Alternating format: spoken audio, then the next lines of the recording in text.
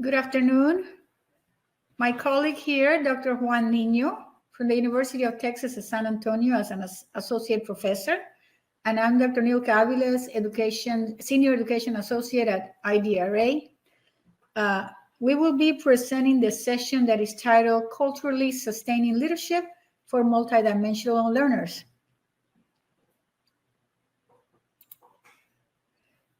The agenda here shows the different topics that we will be covering. One of them is race, culture, intersectionality, with the topics, the subtopics on why race matters and race is not culture. The other one is courageous conversations with the subtopic, the 4 agreements.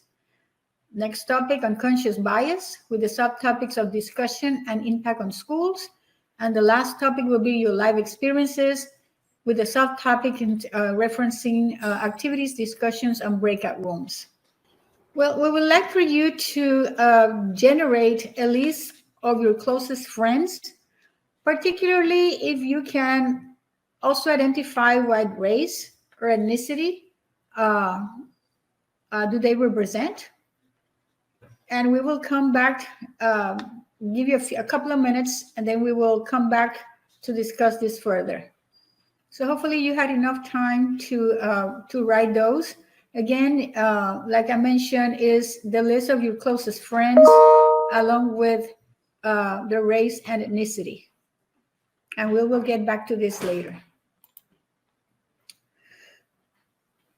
Looking at the National Center of Education Statistics, I was actually getting some data that is important that we'd like to share. And here it shows the student enrollment from specifically 2000, the fall of 2000 and the fall of 2018. And here it shows the tallest bar is actually for white population of students. In 2018 is kind of like the pink, hot pink color, and the dark red is the 2018.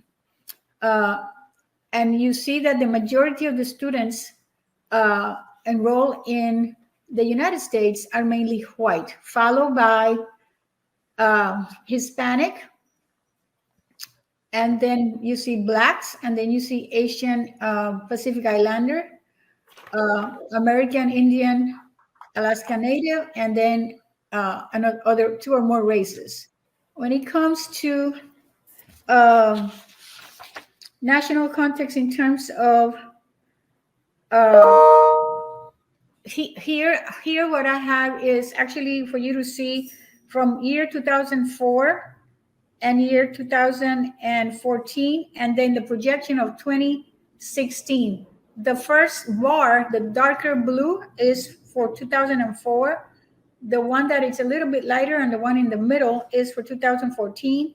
And the one that is the lightest of all is actually the projection for 2026 in terms of the enrollment of the United States. And you see that there is a decrease in the white population. There is also a decrease, has been a decrease in the Black population. But then the third area, you see that there's an increase in the Hispanic Latino population, as well as a little increase in the Native American and Alaska natives. And then for the 2 or more races, it's increasing. Okay. When it comes to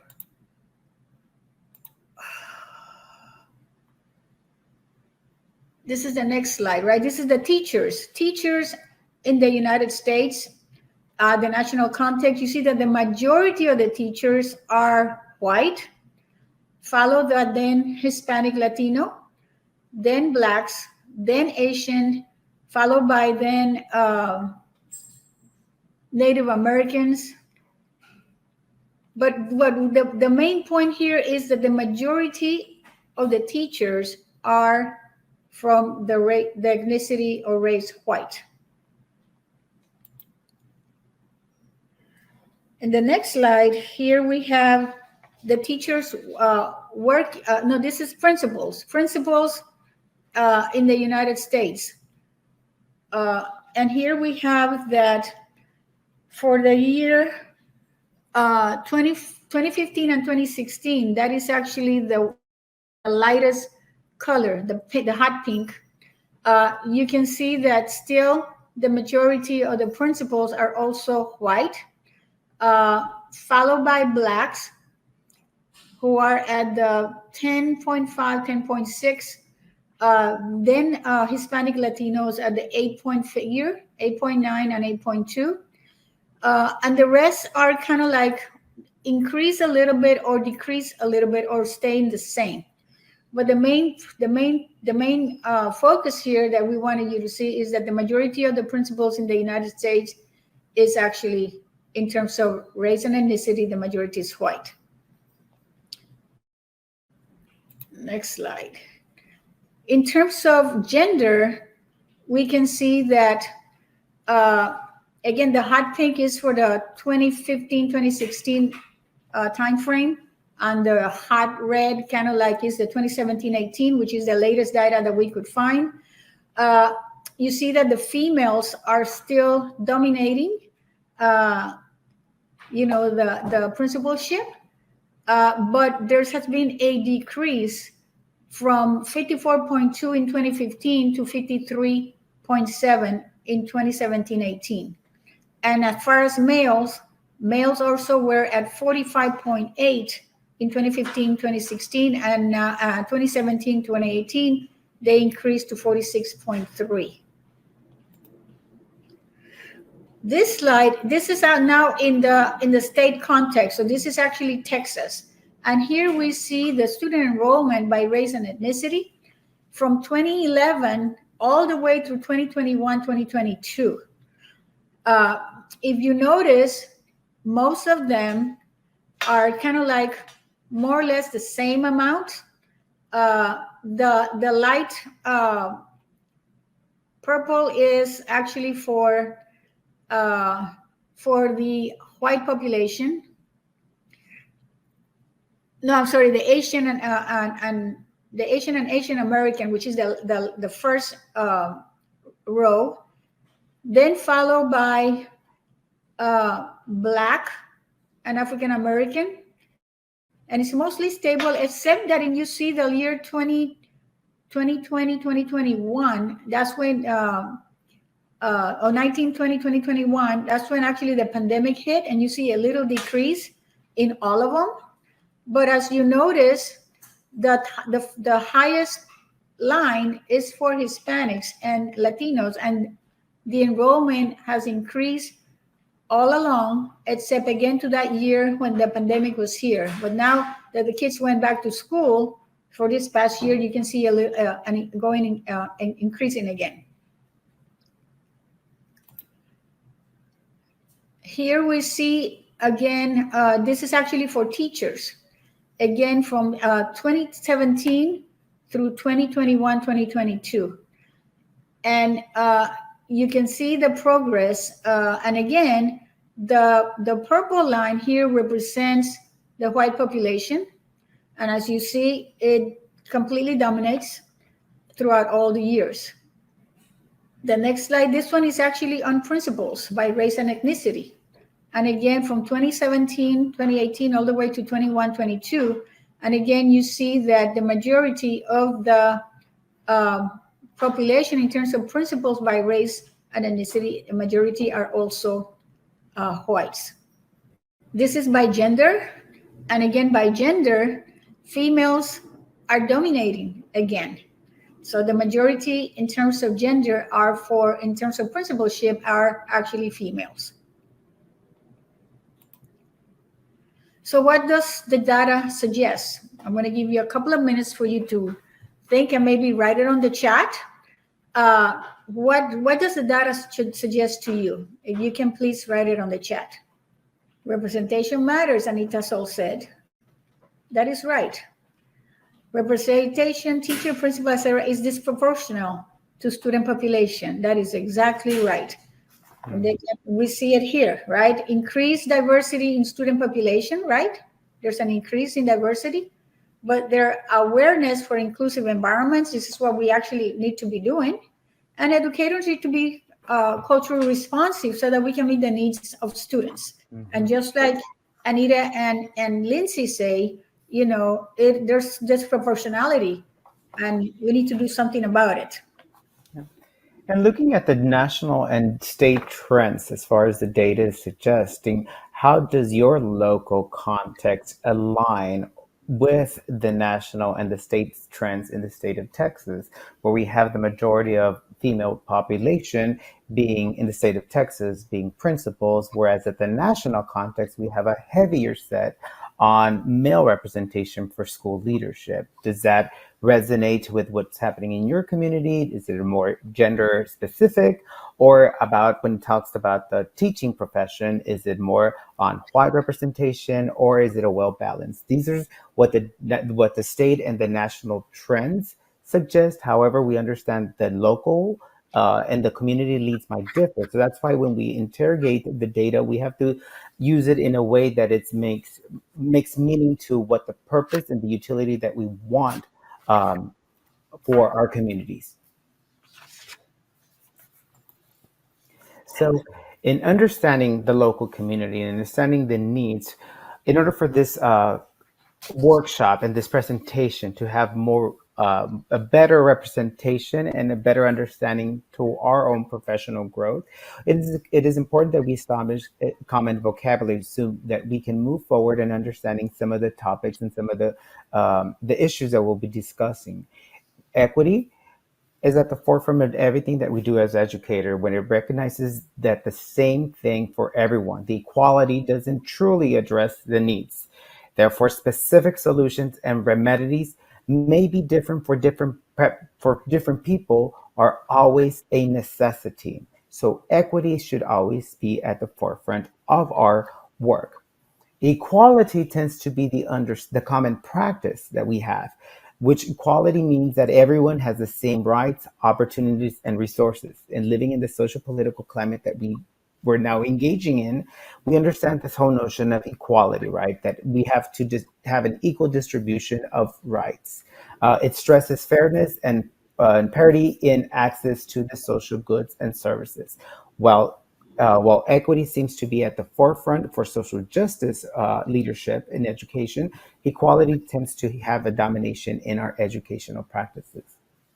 When we're talking about race is a category into which society places individuals basis on the basis of physical characteristics, and particularly our skin color, right? Then followed by hair type, facial forms, and the eye shapes. So all of these characteristics play some kind of a descriptor to identify certain folks as belonging to a certain race. Then we use these characteristics to then enact some form of action, which can be described as racism, right? Which is the marginalization or oppression of people of color based on those socially constructed and racial hierarchy that privileges white people. Again, because we have been understood that that has been the standard that we use to then identify or kind of locate the difference. And because of the difference that we inherit in others, we start to push for these biases, which is an inclination or a preference either for or against individuals or a group that interferes with impartial judgment. So we all have some sorts of preferences. Not that those preferences are good or bad, but just having the ability to recognize our preferences, our inclinations, can help us better understand this phenomena, which is the biases, right? And understanding those biases help us to understand this complex word that we all are trying to better understand, which is culture, which is a shared system of learned and shared values, beliefs, and rules of conduct that make people behave in a certain way. It is diverse, dynamic, and ever changing. So these are some of the things that we'll be talking along for the next 2 hours and a half as we engage in dialogue and reflection and collaboration through our session. And here we have the iceberg, right? Uh, if we notice at the tip of it, is that's the smallest piece, right? The biggest piece is actually under the water, what we can't see. So the visibles is what people see, right? It's what people hear, what they touch, what they taste, what they smell. It's actually that is explicitly learned. It's conscious because it's what we know. Uh, it's easily changed depending upon our perspectives, and it's objective knowledge. But when we look at the bottom part, which is the one that we don't see, the invisible piece, which is the greatest part, this is what people believe and what they value and what they think or what they feel. And it's actually implicitly learned, right? Just like Dr. Nino was referring to before, the biases and all the things that unconsciously we bring out. Uh, and it's difficult to change. It's very subjective. So if we look at it in a different perspective here, looking at the waterline of visibility, again, what we see is the skin color, gender, race, the age we have. We have a little bit of the other layer that talks about nationality, our physical ability, ethnicity, the wealth, socioeconomic status, the religion that we may know, but it's actually still at the tip, at the surface. Uh, Most of it is actually under the water, right, in the bottom part. And on the bottom part there, we have then the value systems. We have the different learning styles. Talk about the heritage, of our ancestors. Uh, the role and function that we play in the world we live, our experiences, the languages, the level of education, how do we think, uh, the family status, our talents, our skill sets, the work style, beliefs specifically, now sexual identity. So these are all the pieces that we don't see unless we really dive deep to really get to know people. Then we know more about it. But if we don't, again, all we see is what's at the surface. And even though that we talk about all these different descriptors and we talk about how important and the value that knowing these descriptors about individuals, we have to understand that although the racial identity stream for cultural identities, race is not culture. And even though we sometimes, and we say this because we don't want to homogenize the Latino culture, right? We don't want to have the African American, the Black culture, or the white culture, right? So that's why we have to be very explicit that race is not culture. Racial inequities aren't predominantly cultural misunderstandings either, right? We cannot categorize, just make blanket statements just based on this whole notion of race, right? So we have to problematize. We have to kind of disentangle this concept of what we mean by race, what do we mean by culture, and then how do we then try to understand that race and culture are two big phenomenons that as educators we must learn to always be constantly interrogating to get to know better our colleagues and more importantly our students that we serve. So But Paul Gorski actually stated that students experiencing racism can't wait for schools to move at their own pace and comfort level. This is something that we, as teachers and as principals, we can't wait uh, to move our own pace and comfort level. We still had to do something with it. We had to deconstruct those issues. yeah. And we have a breakout room discussion, and here we have some questions that we want you to think about. So, why might educators find talking about race particularly difficult? Why is this something that you don't hear much at schools about discussions of this issue? And if you had, or try to have those conversations about race with your colleagues or with your students, what happened? You know, uh, so we want you to describe a time where you wish you had or would like to have stopped, uh, or what stopped you from initiating or participating fully in the conversation. And if you were to start a conversation about some race issue with your colleagues, what issue would you like it to be? How would you want to address matters that we're talking about here. So we would like um, to go into the breakout room for a discussion of this piece, and we're going to give you some time. We want you to have like a reporter and a recorder, because we want to come back and to have you then share your thoughts or what you discuss in the main room, so that everybody could hear. Mhm. And yes, we do acknowledge that this is a very, very sensitive topic for many folks. But like what Dr. Aviles shared, the work from Gorski is that the discomfort right now is being passed on to the children. The children are the ones facing the discomfort in schools. So we're okay as adults and as educators passing that discomfort to our children, right? Because as adults, sometimes we're just too uncomfortable to address these hard and difficult issues.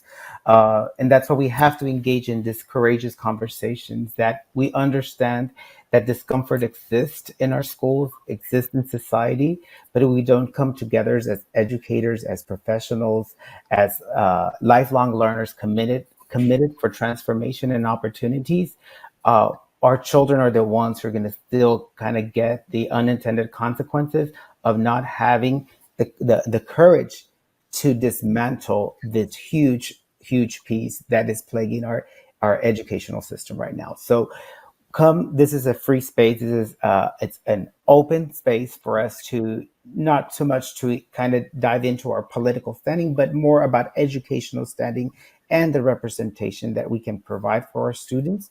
So we're going to do the breakout sessions. Dr. Aviles talked about the guiding questions. We will post them once we break out into our our our session. I'm sorry, to our breakout rooms. So please be uh, be comfortable in sharing your own ideals, your own standings of how we can move closer to addressing some of these issues that we know are happening in our schools for today. Just like Rosalinda said, it is a hard subject to discuss. So please join a breakout room if you have not done so.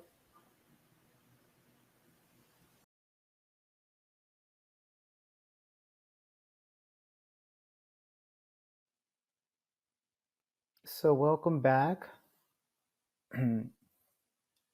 So now using some of our chatting and some of our chat box and or our microphones with our cameras on or off. If you have to now hear from our recorders. I know that the teams were a little bit fluid as far as the attendance and shifting. If we could hear from at least two groups uh, from the reporters as to how some of the discussion points that they were having on how they were addressing this question, prompting questions on why is it that we find difficult to talk about race. When I visited two of the rooms, we were having great discussion. Um, both of both of the groups were talking about how we as adults are the ones that feel so uncomfortable Mhm. talking about those issues, whether it is race, religion, or even politics. Uh, do we get them to? Do I have volunteers to discuss or type? Guadalupe shared of creating safe space for the conversations to happen. Yes, that is critical as to to any discussion regarding any sensitive topic, is having a safe space and having knowing that the participants who are in that space are free to share and present uh, any suggestions, any concerns without any unintended consequences. Yeah. Digna Marte, in group sevens, we had a great conversation about being disruptors to the status quo of inequity. And yes, sometimes we talk about status quo, and the perpetuating of such approach is sometimes what's favored in many systems, and not just in education, but in many systems, is what with the whole mentality of why change something that's not broken, right? So if it happens to work, why change it? But it's changing. I mean, sorry, it's working as it was intended to work. It's not working for everyone, right? It's just working for the people that the systems were intended to favor. So, being those critical educators, being those critical leaders that were called and were, uh, because of our experiences or preparation, we learn to acknowledge and we learn to voice concern, right? Anyone else before we move on to our next?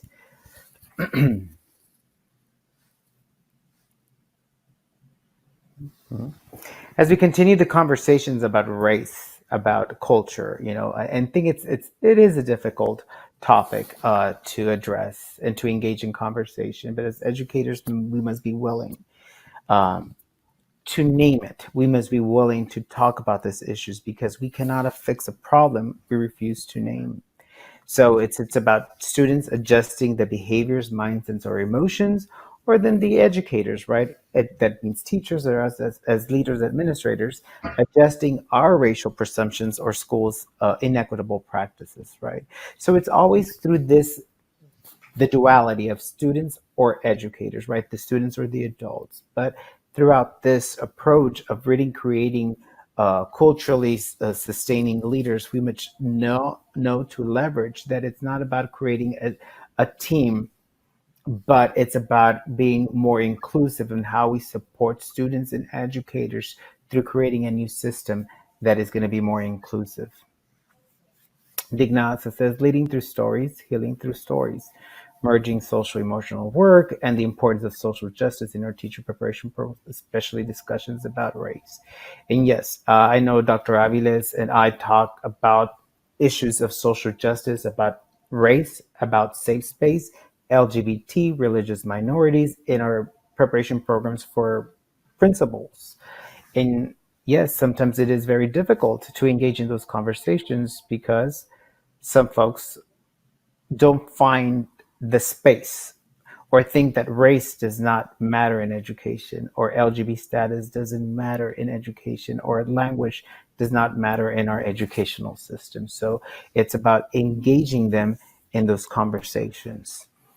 Um, and sometimes sharing our own personal stories is the only way that we can get to creating an audience or to creating the need. And that's why earlier, Doctor, when we began, you generated that list. And we're going to continue with that list and we'll revisit that list when we start talking about our stories of who we are, because I think that our personal stories is what's going to really help us highlight the importance of why race matters, why culture matters, and why it has a space and a place in education. I know that Rosalind was saying that she has engaged with teachers at her school, and what she does, she puts them in the role of the student. If you were a third grader now, how would you have liked to be treated, or how would you have liked um, to have a conversation about X or Z, right? So putting the teachers in the role of the students, you know, help them become reflective, and then they start discussing how we're going to then address the matter uh, collectively, so that all students hear what we're talking about. That way, it's not there's not a difference between going into a ELAR class versus a math class with two different teachers. So they discuss the conversations as a faculty, but putting the teachers in the role of a student, Yeah. and that was courageous. And sometimes it's a good exercise to remind ourselves, and for us as educators, as the leaders, to see ourselves in the children that we serve. Because again, the status quo approach has victimized us as educators in a system. Many of us were students in the systems, and now we're leaders in the system. So we've been conditioned by the system to practice as the system was intended to to be. So we have to be critical, and sometimes revisiting those roles and seeing ourselves as those children is a great example that that many of you all are doing. in your communities. And so we encourage you to continue doing that. And then how do you then present it to others so that they can start seeing the power in the role playing activities, or even just reminding themselves of seeing themselves in the children that they serve. Um, so our next prompt for us is to consider, is unconscious bias and racism the same thing? And I think that that leads us to the to the example that Dr. Aviles was talking about in sharing in the small group, is when we're talking about certain biases. The danger of having biases is not that of having them, right? We all have biases, right? And those are our prejudices, or our comfort zones or comfort areas. But the danger of biases is when they're unconscious, right? Because we unknowingly just gravitate towards them without recognizing the unintended consequences. Conscious biases, we can control them, right? We can say, you know what, I just don't like chocolate milk. So, you do it intentionally. But when we have biases that are unconscious, that's when we start looking at some of the unequitable practices that are happening in our school system. So, and how do we then distinguish that between unconscious biases to racism? Is it the same thing? And again, we all define these very differently, but for us and for this particular um, training, we understood that race and racism was towards a marginalized group, a group of a specific setting or ethnicity. So unconscious biases can be anything that we have preferential treatments towards any group. When it comes to racism, it's targeted to just specifically one group. So that's how I distinguish the difference between, how can I be biases? Yes, I can have many biases. Can I be racist? Yes, you can be racist.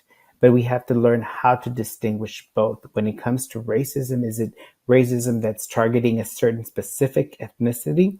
Or is it something that's just a preferences, right?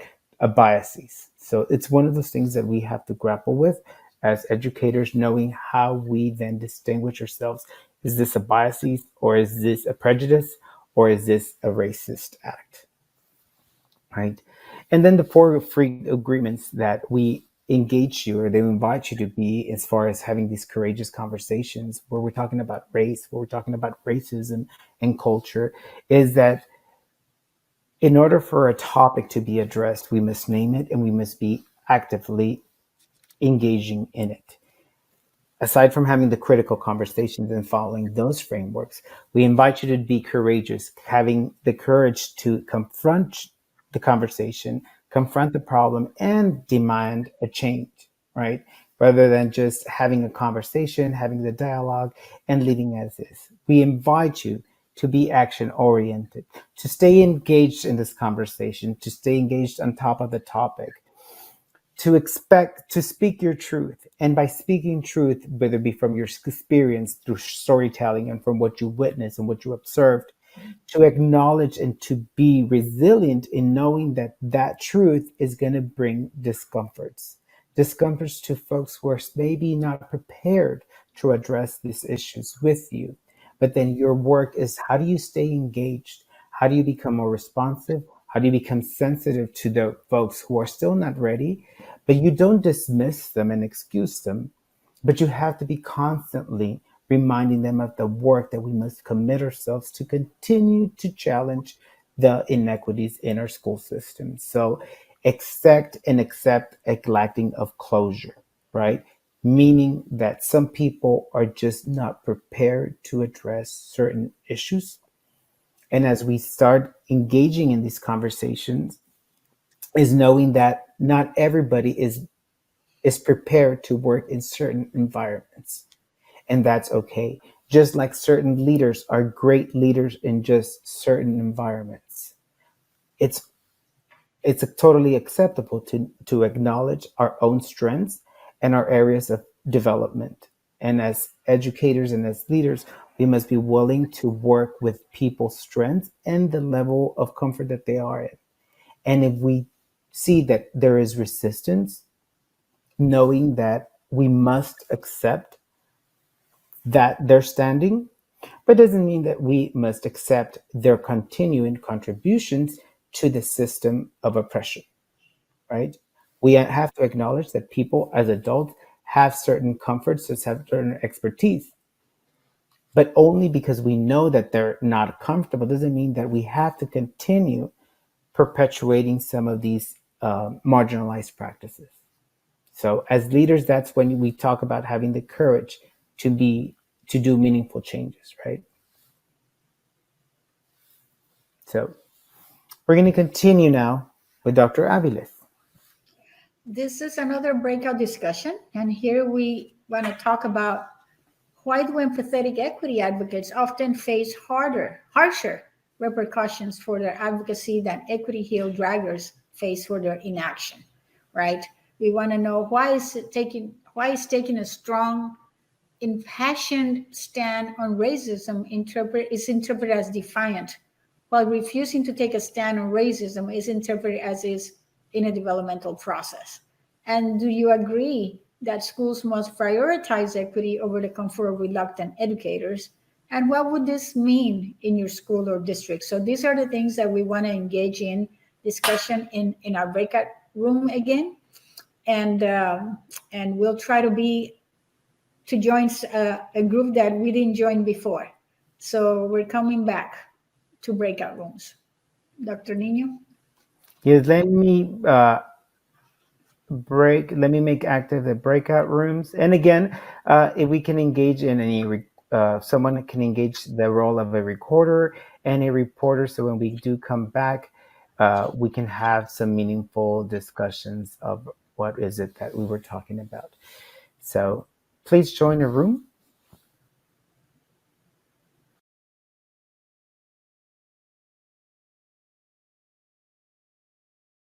Good. So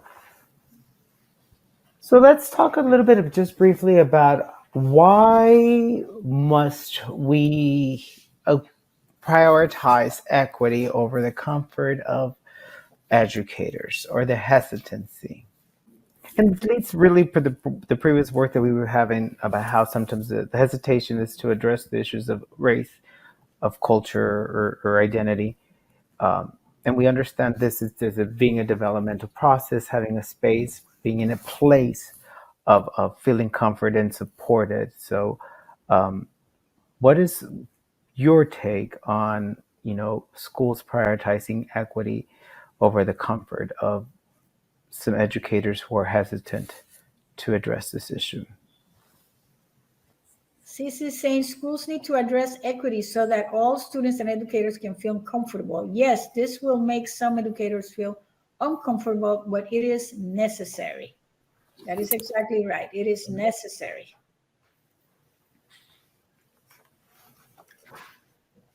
Long-term comfort for all is more important than short-term discomfort. What do you mean by that? Okay, you can't talk, she said, but they're able to write. I don't understand either, but yet it's only allows chat. Okay, chat. Okay. We apologize that with that. You could unmute yourself and talk. Yes, and Rosalind reminds us sometimes people mistake passion with defiance. Yeah.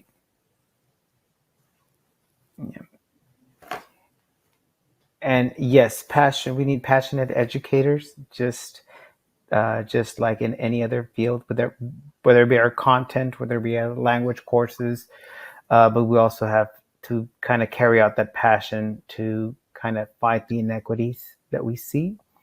And sometimes that passion is misunderstood, right, by others. But we just have to be persistent so that we can create opportunities for all students. Anyone else before we jump into a short little video on that addresses this issue and on where we stand and where we voice our concerns?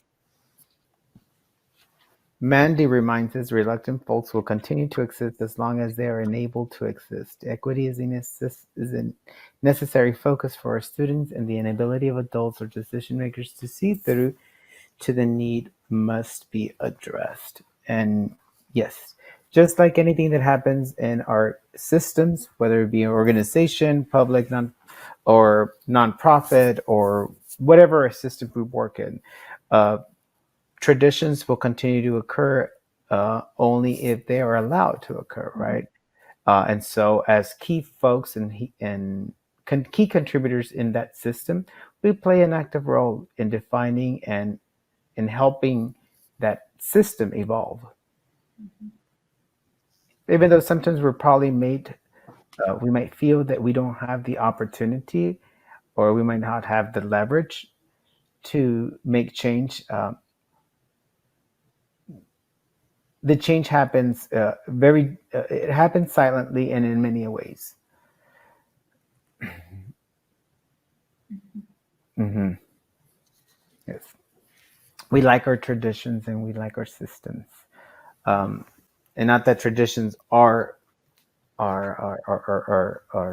something that we need to do away with. Traditions are there to help us kind of understand the past, but also we must be critical of when traditions don't help everyone be successful.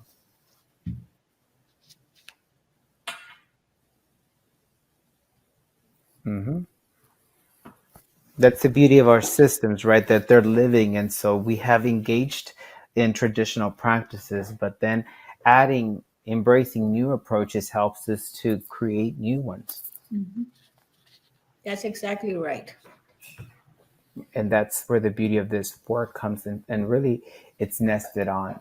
So we're going to show you a little video so we can see how we have experienced school systems. And I hope that within the video you're able to see some familiarity, but at the same time evoke some passion for change in which the system uh, has created due to an imbalance in personnel and funding and resources and all that we know as educators that our students face in everyday practice. So as you watch the video, please take note of what you see, of what you feel, and also thinking about your role as when you were a K-12 student, where you would see yourself in these schools. It's a small video. It's a small snippet of a larger video that can be found on YouTube. So it's called A Tale of Two Schools. Um, and so we want you to make note and to see how sometimes systems help perpetuate a little of uh, not a little, but help perpetuate the inequities that we see and somehow we are asked as educators to fix. So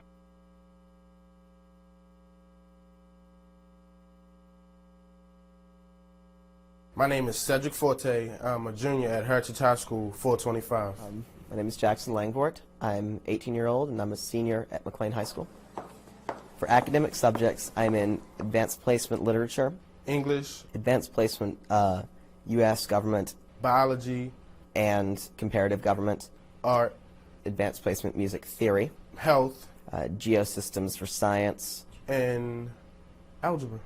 Men's Chorus, That's it. Leadership, and Technical Theater. So I drive and I get here half an hour before school starts every day, just for the fun of it. Trying to park here, if you come in at normal time, is really awful. You end up parking like half a mile away.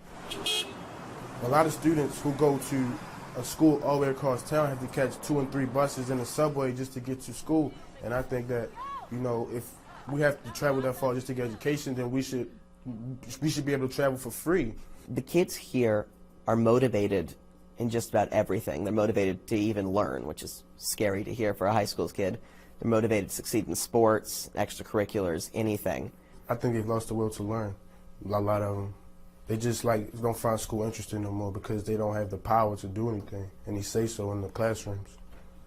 This is our auditorium and theater. We have lights, standard light sound. It's not particularly high tech, but we have a nice system. Here, go to the metal detector. They use this to try to, keep school safe, but Obviously it doesn't work because like even when someone walks through and it beeps, like they don't even search them or anything. They just say, okay, walk back through, empty your pockets. That's all they do. This is our new studio. It's one of 3 high schools in the county who has it. Hey, orchestra, can you start playing? It's all kids. It's all run. It's all performed. It's all produced by kids. Well, one thing that these walls, like they really need to be repainted because of the graffiti. As you can see here, they tried to repaint it, but it doesn't blend in. You can actually tell they just like really just gave up on repainting the walls. So every teacher in this school buys their own school supplies. And it's actually very sad because like the school system should have money to, you know, provide for those school supplies for students, but they don't. And the teachers have to come out of their paychecks just to, you know, be able to support their students. That's our observatory. It's a giant dome with a telescope, and you could see the entire sky from there. If every school in the country can be like McLean, I think it's really going to increase standard of living, just going to make things a lot better. Obviously, it's not fair. I mean, we have not even half of what they have. I mean, we're all students. Why shouldn't we receive the things that they have? I mean, we're all trying to learn. We all want to grow up to be something, so why shouldn't we receive the same advantages they have? I don't understand that.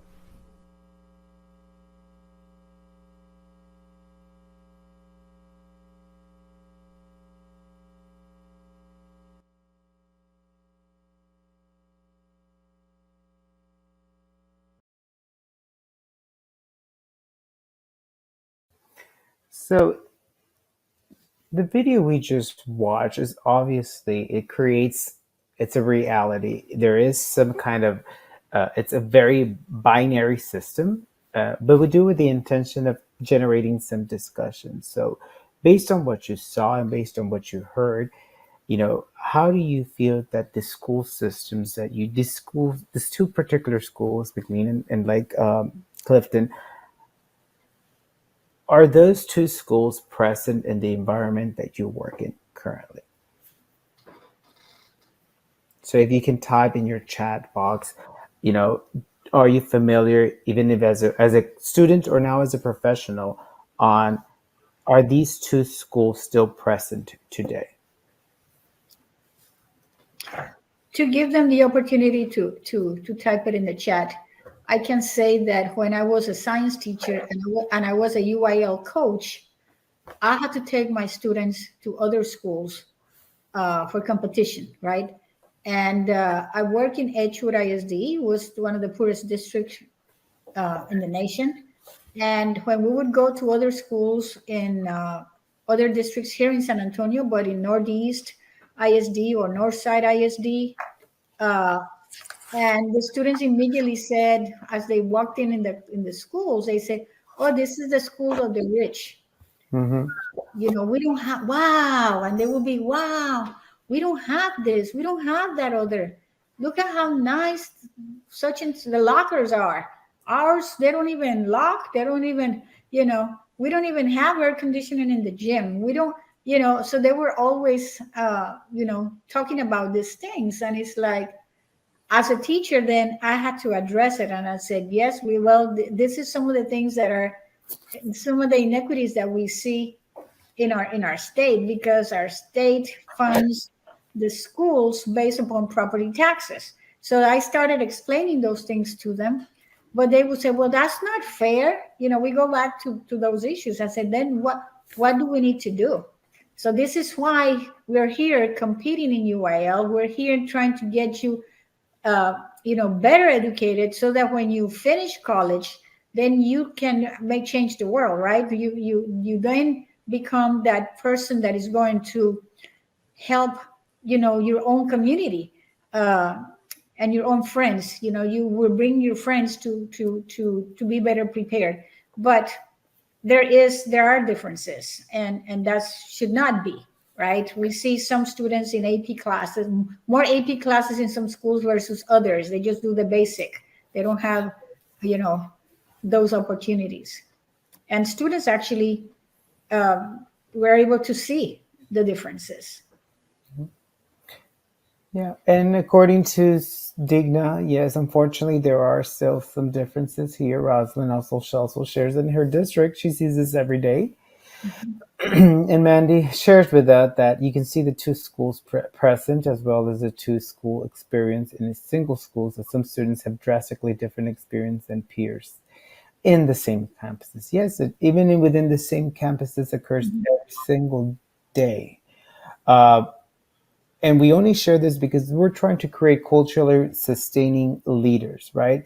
We see obviously it's been very drastic in the differences that we create, a white male versus a black male, uh, but this happens in the same school district, and yet as leaders we're okay with this. So when we talk about having courageous conversations, who is being invited to have this courageous conversations with when we know that this happens? Just like like gentleman said, we deserve a right. We have a right too. We want to be someone too. But what opportunity will they have when they know that he, as a senior, is taking algebra when the other one is taking advanced physics as a senior? And this kind of helps us reestablish the deficit notion that we have for certain schools. Even the infrastructures, the painting on the walls, those are things that we have to be willing to voice concerns that some schools do have more resources than others, even though they all get funded through the same school system. And yes, every school district is in Texas is through through property taxes that's are able to create certain different opportunities for students. But when you belong to the same school district, how are you then redistributing that wealth to the schools that need it the most? We do that through federal funds, right? They're funneled at the district level, and then the district distributes them not proportionally to students, but just equally to all schools. But yet, when it comes to certain local funds, we distribute those very differently. So when we're talking about having the courageous conversations, this is what we engage you to, invite you, based on this very stark difference between a white and a black student. And we're able to see that these campuses, unfortunately, we can go to any school district here in the San Antonio core area, and we can see this happen. Even to this day in 2022. And we have a district that, because of the from the one expressway to the left, is different than from that same expressway to the schools in the right. It's a big drastic change. Same district. Mm-hmm. So it makes us wonder, right? And so that's when we're talking about being, social justice advocates, being culturally sustaining leaders. We must be willing to engage ourselves in these difficult conversations because, as this person of color, I would never have an opportunity, just like the white gentleman here is in with the school. My preparation is going to be completely different, and my experiences are going to be very differently. And yet we talk about the educational debt, right, that has been prevalent, that continues to plague school systems. We must be willing to voice concerns, and we must be willing to just challenge. When we talk about having high rigorous instruction, having high academic standards, how does this happen in the same school district where the curriculum's not even aligned, where students don't even have the same opportunity? who's who is responsible for these decisions, right? Like Mandy says, right? And how can you support administrators towards community reflective needs? One of them has to even commute through public transportation just to make it to his class, where the other one has to get in there early because everyone just fights for a parking spot, right? It's very different the way that we engage. So when we're talking about equality and equity, it's completely different. Mandy, do you have a question? Any other differences that you want to address, or anything that you felt that compelling that resonated with you from the video?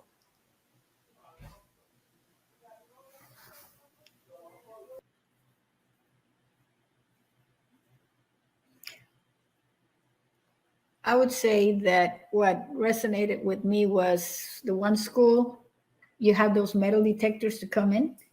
The other school didn't have that.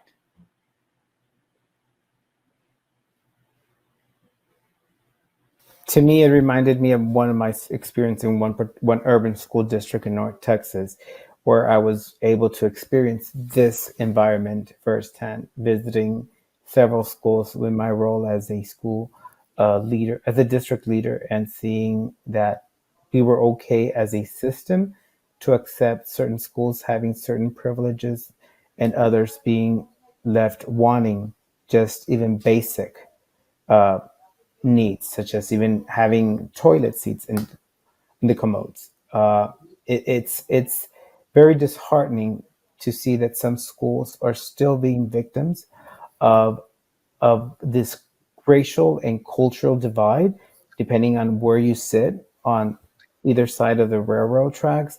That's what affords you the additional resources, right? As if students from the other side don't deserve an opportunity. So to me, it was just a reminder of our work as leaders must be is continual, and that we must be, constantly demanding for change. That reminded me, Dr. Nino, that at the school where I was a principal at, I went to the football game, and there was nobody knew what the score was unless Mhm. you were really paying attention. Uh, and I went by when I got there. It's like, what's the score? And so we're asking, uh, and I said, you know what? There's no reason for this. So I took it upon myself to fundraise so that we could have a scoreboard outside for the football field. And I raised a lot of money. I I did a lot of fundraising, like again, but my school then had, I mean, it was if of all the middle schools, it was the first school in the district to have a scoreboard uh, in the field. But I took it up, and and the kids were so happy about that. Wow, we do have this, and it takes somebody to take the leadership. I mean, should I have to spend my time in fundraising, right? We shouldn't have, because nobody, other principals don't do that. They just get the whatever they need, right? But because my kids didn't have it, I took it upon myself to do it. And to this day, that scoreboard is still in the field working. It's Uh, still working. it's still there and it's still working. But again, sometimes we do these things and we go above and beyond because we see the disparities and the needs that were not taken care of, not even by the central office. So I took it upon myself to do it. And all the kids were so happy about it. Yeah. And even parents, because then they knew what the score was when were there. So uh, what what do we do, right? We're gonna have those conversations and continue to push, status quo so that we can do better. And we're not suggesting that you overtake a whole school system, a whole school district, but we're hoping that as you just engage in conversations, and that you start where your colleagues are comfortable at, right? And one of the first frames of courageous conversation is starting where people feel comfortable and inviting them to be part of the conversation, right? So that we don't have schools that look like this. If we can have folks who fight for the curricular, if we can have folks that fight for plant issues, if we can have folks who fight for like the whole infrastructure issues, then we can start sharing the responsibility so that our students have a more equitable experience throughout any school that goes through the districts, rather than food, having to pick two boutique schools. I want to go to certain schools because that's where the resources, that's where high quality teachers are, that's where the high performance and the high rigorous curriculum will be at. So every student deserves to have an opportunity to be at a school where all can be successful. And I think that this contributes to the structural racism, right? Because here we have the video highlighted two very distinct children from different racial backgrounds, right? And it all comes that it's historical and it's ongoing, but it's through the segregation that we continue, unintentionally, by just placing certain resources. If you look at the school with an auditorium, it has one of those. What did he mention? It.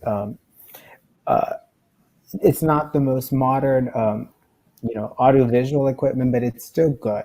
Whereas the other ones, they just want an opportunity. So we have to look at the structures, right? Not so much at the individual. And that's one of the things that, as equity leaders, as culturally responsive leaders, is that we have to look at systems and not at people, right? We can't blame, oh, it's you that, it's Mr. Nino who's the problem. We have to look at the structures, right? Because the problem lie in structures, not in people. People follow what structures tell them to do. We want to make sure that we address the structural issues so that we can see meaningful changes that can be sustained regardless of whoever is in that leadership role. We want the changes to be within the structures, right? Because we can change and advocate for new leadership, but if the structure still push that leader to kind of continue a status quo mentality, then we haven't accomplished much work as equitable leaders, right? We want to make sure that the work that we're trying to push is is is addressing the systemic issues. Here we have a little bit of statistics that really relies on the opportunities of the curriculum that the two gentlemen shared. That during the 2018-2019 school year, white students were 3.4 times more likely to be enrolled in AP or in international baccalaureate math or science courses than black students in Suffolk County, right? And again, even white students were 2.4 times to enroll in math or science courses. And then students attending majority black and Hispanic schools have 30% fewer course selections when it comes to advanced placements and IB courses. So what leads to these trends? Well, a lot has to do with the funding, right? Because schools get funded through property taxes. However, there are additional ways that schools can fund students and the opportunities, especially when we're talking about federal programs. In the state of Texas, we have a lot of bilingual students, uh, English learner students, that those are supported through additional federal funds. So is the newcomer, so is the special needs students. So we have to learn that um, fighting for equity does not mean that it's always all about money, but it's about how do we allocate the resources to fight some of these oppressive structures that tend to perpetuate this whole notion of deficit thinking. Why invest in students in certain communities or in certain schools when we know that we can push the funding in other sources, right? So this kind of transfers into the deficit notions, right? What is this concept, and how do we actualize it? Yes, Sissy, yes, the PTOs. Um, I've also worked in a very affluent school district in Central Texas where the parent teacher organizations even donated teacher salaries just so that their neighborhood school had that IB teacher retained. So we looked at how a lot of inequities plague school systems, but it takes the courageous and innovation of a leader to address that. We can collect your money, but we, as a leader of a school and school systems, it is your responsibility to allocate it where the students need it the most. Yeah. I mean, you shouldn't have to pay a theater arts teacher through your parent teacher organization when the district should, I mean, the allocation should already be there, right? Uh, but yeah, there's a lot of changes that happen in our school districts that unfortunately we think parents try to do what's in best interest of their children. However, the challenge is what happens to the students who are not at the table to make those decisions. Well, what's in best interest of my child when I'm not sitting at the table? I think Ann Richards once said, right? If you're not sitting at the table where decisions are made, you're on the menu.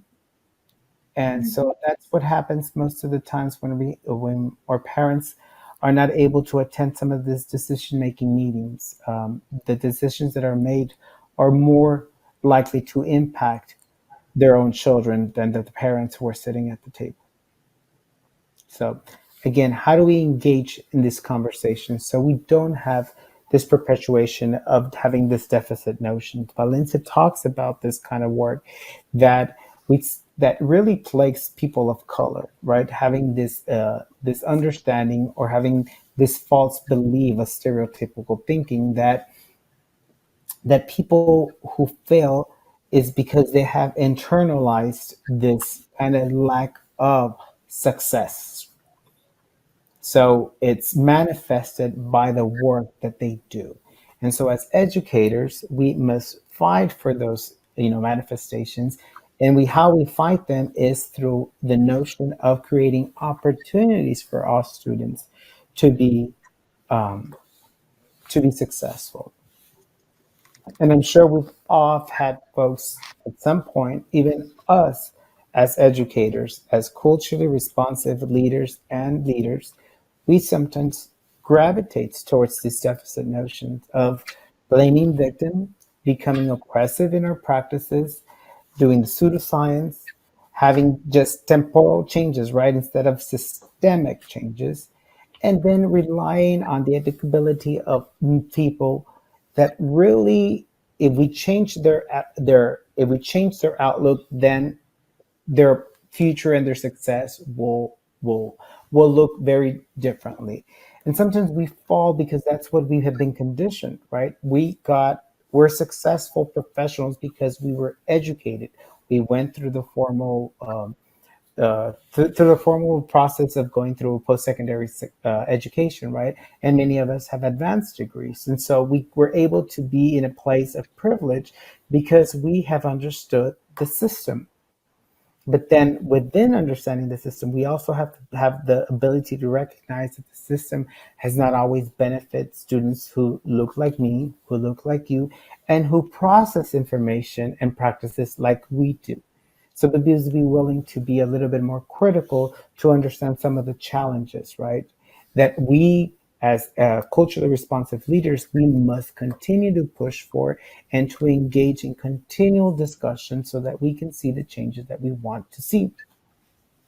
And again, these are some of the happenings that we can see through through the notion of deficit thinking that is pulled from the video, and that it's also kind of been prevalent in many schools across our state and across our nation, right? The school segregation, teacher-student interactions, where there is no student-teacher interactions, teachers don't see the need to build relationship with students, the misrepresentation of students in special education courses, the language or cultural exclusion of our students into their formal K-12 learning, the gifted and talented education, and again, the misrepresentation or misidentification of students in this field, teacher certification, whereas many students don't have the ability or the opportunity to be taught by a highly certified teacher. And then the whole notion of the Mexican American teaching force, right? Looking at it as not as a strength. The curriculum differentiation, in which the video really stressed on how students then are not able to gain access to a university or to post-secondary success because they don't have the prerequisites that are needed because they were not able to get it in high school. school finances, as we were able to see, prioritizing certain schools and getting some of the resources and some of the facilities with very advanced and top-notch um, programs, as well as many other things that we might discuss and that we might see every day in our practice. Mandy reminds us it showcased how entitlement of white and or affluent parents attempt to provide the school special classes and opportunities, but at the same time build barriers to students of color as do not work together, they move alone. Yes, and it's not just about white, right? The entitlement also comes with affluent parents, right? Um, and that's what we need to be willing to have these conversations, is how do we shift the conversations of sharing that entitlement with other students who may not have the opportunity to have the advocacy from their parents? What do we do as leaders, right? That we can share the advocacy from one parent to address the needs of all other students. And also high stakes testing, right? Tends to be the push of what drives what happens in schools. Perform at lower levels, school stress, higher rates of grade retention, dropouts of high schools at higher rates, and then also we see it with the lack of college enrollment. These are issues that are constantly going on. Racialized opportunity structures lead to racialized academic achievement patterns. We cannot blame students for them not having an opportunity to be successful. We can only blame them if we give them the opportunities. But when we don't, we have to put the pin on the structure. And that's what I'm saying. We almost always have to look at structures so that we can look at this. Dr. Aviles, we have this question here. I think it would be best addressed um, as a group here using our chat box. How do we as educators perpetuate deficit ideologies of groups in education? So taking a few minutes to engage in reflection and individually, uh, please share in the chat box, how do we as educators perpetuate deficit ideologies of groups in education? So let's take a few minutes to write some ideas before we move on.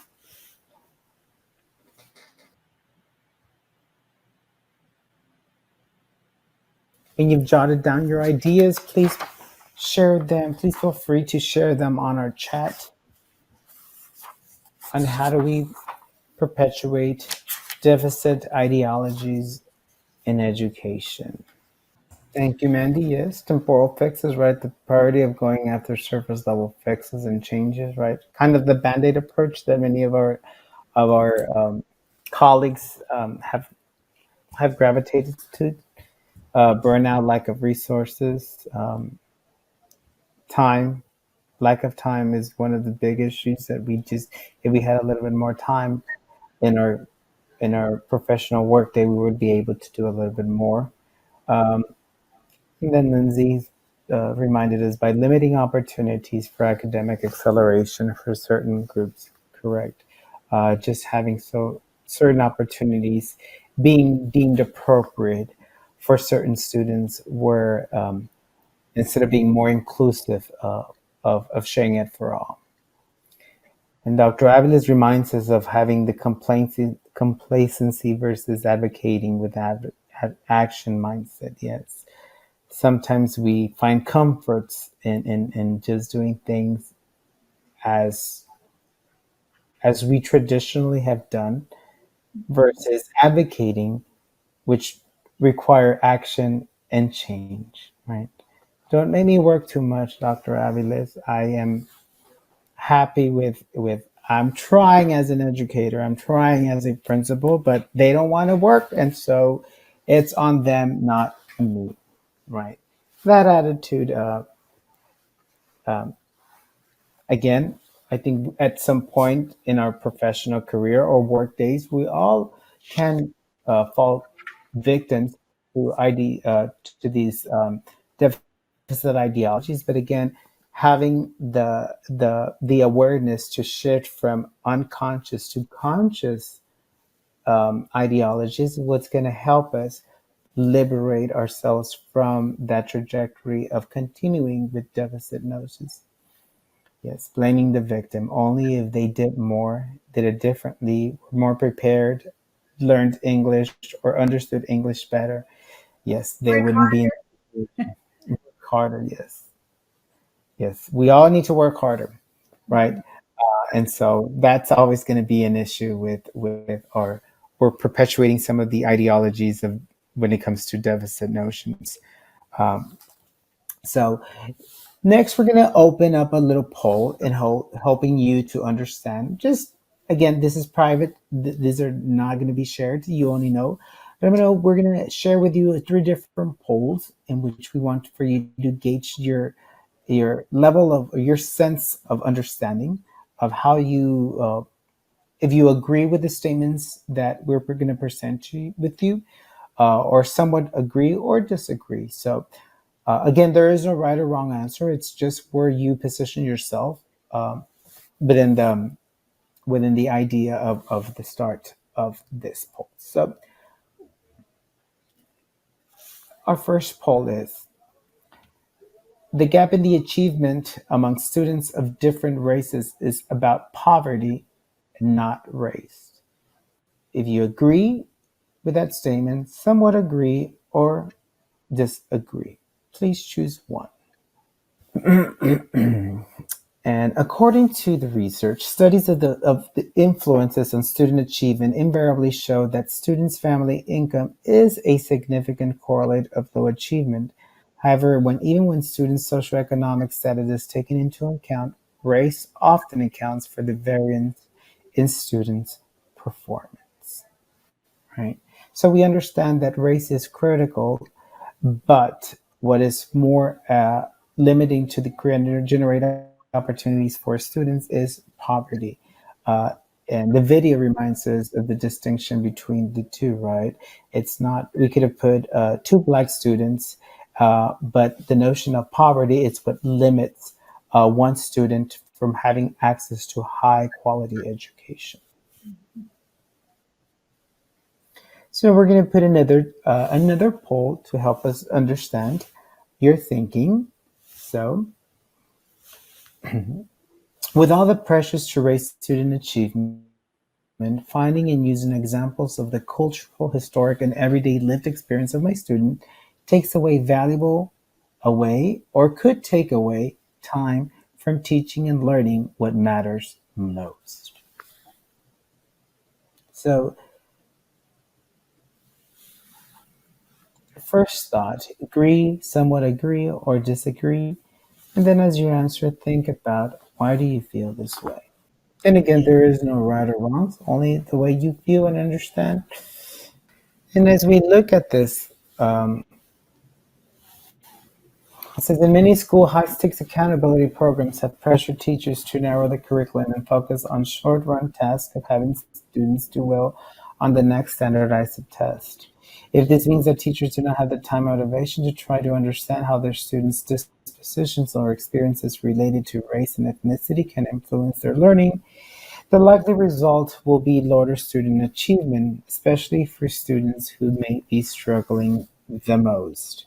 So what we suggest is that good teaching requires that teachers build on the students' prior knowledge.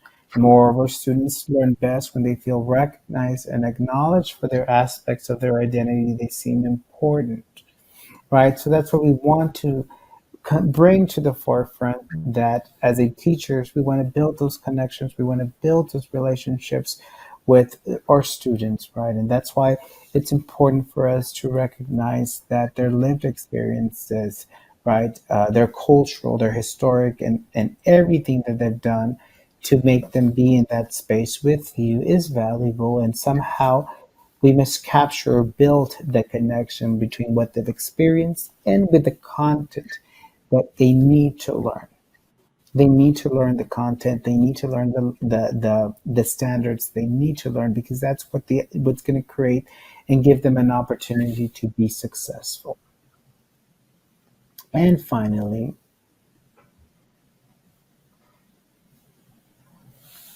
when students come from homes where educational achievement is not a high priority, they often don't do their homework and their parents don't come to school events. This lack of parental support undermines my efforts to teach the students. So let me start the polling. Do we agree somewhat, or disagree? And again, there's no right or wrong. How we feel is how we feel. Um, but it does give us a sense of understanding others.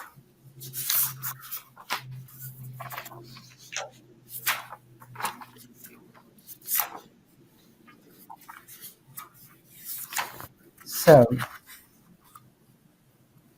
when families, not all students live with or primarily cared for by one or more parents, do not engage in supporting their children's learning, the job of the teacher is more difficult, right? The reasons why families don't get involved are many, right? We can go into why they are not present or why they don't get involved. However, they may lack interest, but more often parents cannot get to the school because they feel that they lack the knowledge or the resources to help, or they feel they do not know what their role should be in education. I know that that's the latter is one of that many parents would always tell me when I used to be in school administration is, you are the experts. I don't know what to do to my child, right? But here is what we were trying to suggest here that it's especially true, of course, for families from some cultures, for those who do not feel comfortable with English, or for single parents who may work more than one job and have responsibilities for caring for other children, right? Schools that support teachers in reaching out to families in several ways and that see family engagement as a school-wide responsibility can significantly increase the extent to which families help their children to do well in school. And we both hear that it's a school-wide responsibility from the principal to the teachers to the assistant principals. Everyone's role is that collectively we must build a relationship with our parents so that teachers don't just feel that it's their responsibility to do so. So we want this opportunity to be more inclusive and to be more about how do we generate this help. So now revisiting with the whole notion of where you generated your list of friends, we want to really wrap up a little bit on that activity because we are coming close to our the end of our session, and even though we're not going to cover everything that we had planned. We do want to visit on the importance of identifying your friends, identifying the list, identifying that inclusive list, that it be representative of our values and what we stand as an educator to be culturally responsive, that it's not just about people who look like me, people who shared my language, people who shared my ideas, but that list of friends that we most or very close allies or very close colleagues that they represent this whole notion of being culturally responsive, culturally sustaining, and culturally diverse. That it's we must extend our understanding and our practices of gravitating towards the familiar. The familiar is but is within our comfort zone, but it's through the unfamiliar that we can create meaningful changes and changes of understanding because that's where the change will happen. So as you look at your list of friends, think about how diverse, think about how inclusive that list can be. And if it's not as inclusive as you would like it to be, then how do we start working on it, right? Because that's a safe space for us. Rather than working with our colleagues first, let's work with our friends, right? How do we become more comfortable in talking about issues of race and what Dr. Aviles talked about, those cultural norms that we just talk about. But let's dig down in that iceberg and talk about those other different qualities that somehow we just don't talk about. On trends, right? As Meaner stated, assumptions reinforced by rules, practices, traditions, and political and social conditions is that we must focus on our strengths, right? Challenging this deficit notions, challenging this isolation, this alienation, it's not going to be inclusive to supporting creating environments that are collective. We must all do this together. And so, one of the things that we want uh, to share with you is all of this great work. You'll get a copy of this presentation and having this as a resource, but also kind of giving use with some of the literature that we've used to kind of create some of the understanding, which is Gloria Anzaldua's Borderlands of La Frontera. Is how do we create a new identity for ourselves using the Latino identity? How do we move ourselves beyond this notion of assimilation, segregation, and anti-racist? But also, how do we push ourselves from advocating for equality to advocating for equity? How do we push ourselves from identifying reasons of disparities in marginalized families to eradicating marginalized practices? How do we go from color blindness to self-examination? How do we go from learning about other cultures to fighting for the rights of marginalized families? And then how do we push ourselves from celebrating diversity to committing ourselves to equity? And there's more about this kind of a push on ourselves from the Equity Literacy Institute and Educational Change. But more importantly, would also like to remind you that it's all through the power of reflection, how we internalize and how we're able to grow as individuals through this very difficult but very to the staple and critical component of understanding who we are as educators is the critical examination of our praxis to embrace all individuals authentically. And as Dr. Aviles reminded us that as leaders, we must all take ownerships of doing it. We must contribute to be part of this change. So we want to thank you for your time, but also provide you with some resources that can help you better understand some of the work uh, that we covered for today. So any questions, comments, please feel free to leave them on our chat box, and we'll be more than glad to answer them within this space. Thank you all for participating in this. And if we can be of resources, you know where to contact us. We'll be more than glad to help you kind of analyze this a little bit deeper and further. Thank you. Thank you.